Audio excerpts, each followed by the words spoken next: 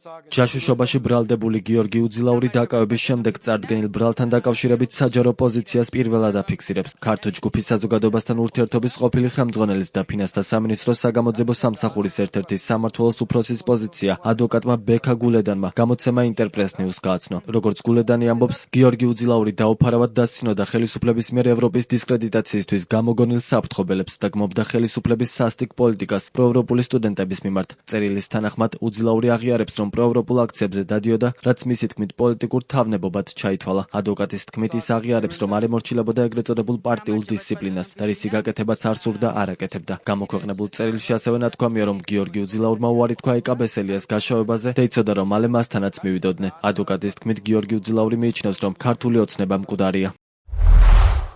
გიორგის თქმით მაღალი იდეალებით ჩანაცვლდა მედროვეთა ინტერესებით და სხვის მიერ მოპოვებული გამარჯვებით მიღებული ძალაუფლების შენარჩუნების დაუოკებელი წყურვილი. ხელისუფლებაში მოსულია ხალხი, ვისაც არც ივანიშვილის პოლიტიკაში ჩართვამდე უბრძოლია სააკაშვილის რეჟიმთან და არც შემდეგ 2011-2012 წლებში. მათთვის უცხოა იდეალებიც და გუნდურობაც. ძველი ოცნების აქტივისტები ერთმანეთისთვის თავს სწირავდნენ. დღევანდელი ოცნების ხელმძღვანელობა კი ერთმანეთს სწირავენ წარბ შეუხრელად. მათ არ იციან, რომ 2011-2012 წლების ბრძოლაში და მოპოვებულ გამარჯვებაში მონაწილეობდა ის დასავლეთი, რომელსაც მათ მტრის სტატუსი მიანიჭეს. გიორგი აღიარებს, რომ მასაც ჰქონდა კომუნიკაცია და აქტიური კავშირი ამერიკელ და ევროპელ სპეციალისტებთან. ზოგიერთ მათგანთან მეგობრობდა და დღემდე მეგობრობს. მიუხედავად იმისა, რომ 2012 წლიდან 2022 წლამდე ოცნება მეტნაკლებად ინარჩუნებდა პროევროპულ დემოკრატიულ კურსს, გიორგი ამჩნევდა, რომ ნელდებოდა დემოკრატიზაცია. ხელისუფლებაში ძლიერდებოდა აზრი, რომ დემოკრატია არც ისე კომფორტულია მმართველობისთვის, რომ სიტყვის თავისუფლება მნიშვნელოვანი ყოფილა მხოლოდ ოპოზიციაში ყოფნის დროს და ძალიან მომაბეზრებელია ხელისუფლების მიღების შემდეგ, რომ ბევრად მარტივია სიტყვის თავისუფლება გაფორმდეს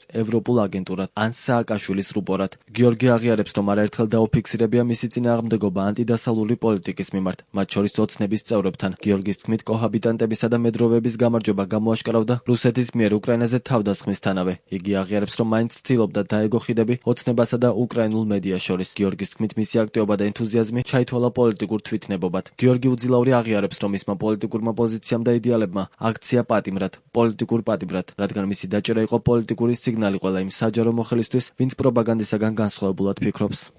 ფინანსთა სამინისტროს საგამოძიებო სამსახურის ერთ-ერთი სამმართველოს უფროს და ასევე ქართო ჯგუფის საზოგადოებასთან ურთიერთობის ყოფილ ხელმძღვანელს გიორგი უძილაურს, რომელსაც პროკურატურა საქართველოს ინტერესების საზიანოდ ჯაშუშობას ედავება, აღკვეთის ღონისძიების სახით პატიმრობა 7 მაისს შეეფარდა. გადაწყვეტილება მოსამართლე დავით კურტანიძე მიიღო. საქმეს გრიფის საიდუმლო ადევს. გიორგი უძილაური ბრალს არ აღიარებს. ფინანსთა სამინისტროს საგამოძიებო სამსახურის ერთ-ერთი სამმართველოს უფროსის დაკავების შესახებ ინფორმაცია სახელმწიფო უსაფრთხოების სამსახურმა 5 მაისს გაავრცელა. მოგვიანებით გაირკვა, რომ ეს პიროვნება გიორგი უძილაური იყო. მას ბრალის დამტკიცების შემთხვევაში 12 წლამდე თავისუფლების აღკვეთა ემუქრება.